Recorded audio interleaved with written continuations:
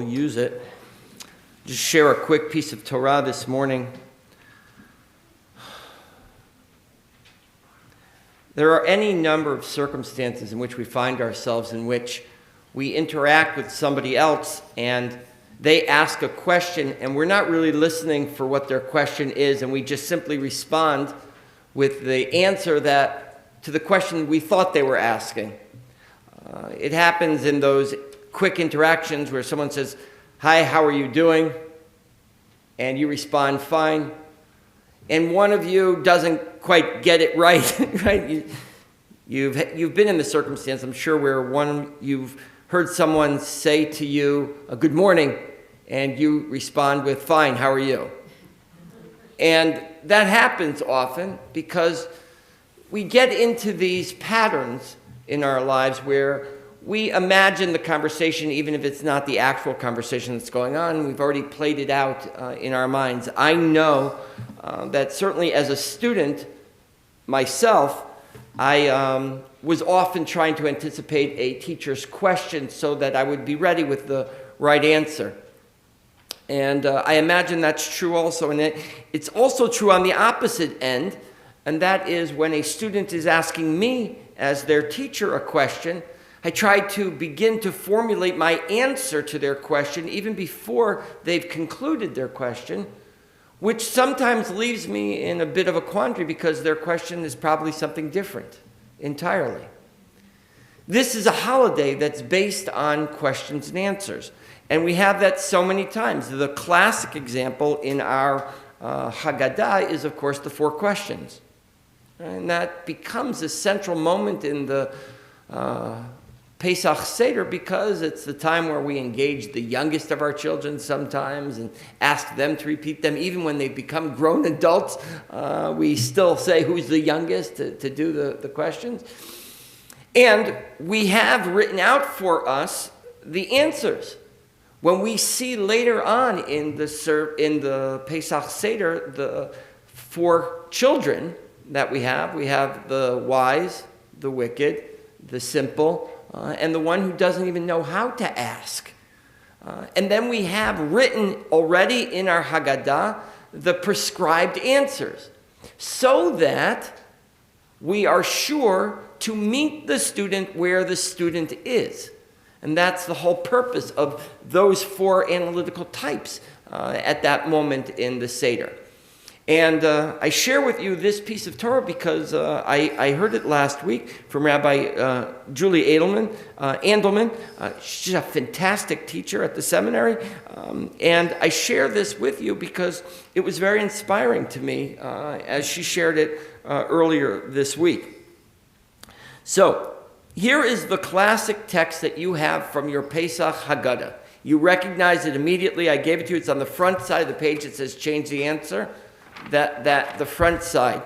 This is taken from the Mechilta de Rabbi Yishmael, and I'm just going to read the red, right? Just that's all we really need for this morning. Chacham Mahu Omer, the wise son or the wise child. What does he ask? Ma he'edot v'hachukim v'hamishpatim asher tziva Adonai Eloheinu otanu af Ata petach lo b'hilchot haPesach ein maftirin achar haPesach afikomen. So the wise child asks, what are the testimonies, the statutes, and the judgments that God has commanded us?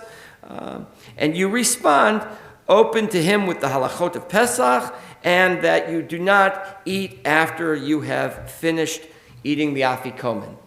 Right? So the wise child, according to Mechilta de Rabbi Yishmael, is concerned with the specifics of the legal system as they apply in the Pesach Seder. Right? The wise son presumably wants to know what the laws are. Right? And so we have classically, throughout the generations, labeled the wise Jew as the one who is concerned with the specific details of halakha. Right? And that's exactly how we get it. That's exactly how we have it in our Haggadah. And then I go on to the last, not the last, but the second to last child. Tam Mahu Omer, ma zot ve'amarta elav b'chozek yad hotzianu Adonai miMitzrayim mibeit avadim. And the simple son asks, what's this really all about? Right? What's this holiday? Just give it to me in broad strokes. Right? I'm not going to be able to really understand the specific details. So just give me the broad strokes. And so the response is, with a mighty hand, God took us out of Egypt, out of the house of bondage. Right? That is stuff you all know, right? For those of you who have ever attended a Seder, that's exactly what you read in your Haggadah. Now flip the page over, and you'll see that the Yerushalmi, the Talmud Yerushalmi, the Jerusalem Talmud, switches their answers entirely. Ben Chacham Mahu Omer Mahe Dod V'Achukim V'Amishpatim Asher Tziva Adonai Eloheinu Otanu. Right? What are the laws? What are the statutes that God has given us regarding the holiday of Pesach? Af ata emorlo. This is how you should respond. B'chozek yad hotzianu Adonai miMitzrayim mibeit avadim. Right? It's the exact opposite here. That's the answer that the Tam got. Right? That God took us out with an outstretched arm from the house of bondage. It's as if the teacher wasn't listening to the question, because the student specifically asks, what are the laws? What are the halachot? And the teacher in the Yerushalmi responds, God took us out in outstretched arms, took us out of the house of bondage. Now look at the other. Tipesh, Mahu Omer. Now the name changed, right? Tam was the name in the Mechilta, the simple son. Tipesh here is also the simple son. Today, in modern parlance, Tipesh has a much more negative connotation. Tipesh is really a stupid person in modern parlance. But here it's clearly referring to the same child as the Tam. Ma'zot af, right? Ma'zot, just a broad strokes. Give it to me in big, broad strokes. At lamdo halachot hilchot haPesach she'ein maftirin achar Pesach afikomen, right? And so you give him, that son, the detailed, specific laws. Right? So what we have here is something very interesting. The Yerushalmi has flipped the script. And at first glance, we would think that the teacher or the parent wasn't listening to their child because they were giving them an answer that wasn't fulfilling their question. To which I suggest there are two possible explanations. One is we tend to label people very quickly. We judge people very quickly. And we put them in very nice, neat boxes, like we have these 4 children. Right? And so we anticipate what their question is going to be. And we give them the answer that we think is most appropriate for them. That's one possibility, right? And that is the example that we use in our Haggadah, is that we give them the answer that we think is best for that child. The Yerushalmi, I think, and certainly according to Rabbi Andelman, is suggesting something entirely different than that answer. Both she and the Yerushalmi are really suggesting that our job as parents is to expand our children beyond what they would normally see as their safe zone. Right? The child who wants to be involved in the specific details, the minutia of the halacha, to which the Yerushalmi says, no, you have to expand them beyond that. You have to say it's not just about the laws of making sure you got rid of all your chametz.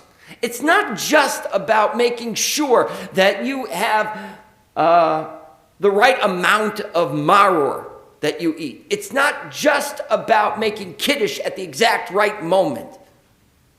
You have to look at the big picture also. What is this holiday all about? Some of us get so caught up in making sure that every dishwasher part is cleaned and every nook and cranny in our refrigerator is cleaned. And we lose sight of the fact that this holiday is supposed to be about our redemption. It's about the birth of a nation.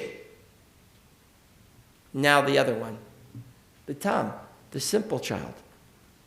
Do not pigeonhole the simple child as a child who's never going to be able to understand. Don't ever, says Yerushalmi, sell that child short. Take that child on the journey of what the halachot are really all about, and what they mean, and how do we execute them. Don't lower the bar, says Yerushalmi, raise the bar. It's an extraordinary moment for us to be able to ask ourselves the question, what kind of rut have we gotten ourselves into in the holidays and in their observances? Are we only concerned with one aspect, or are we ready to expand ourselves in terms of our understanding and our practice? There are people who practice their Judaism the exact same way all the time.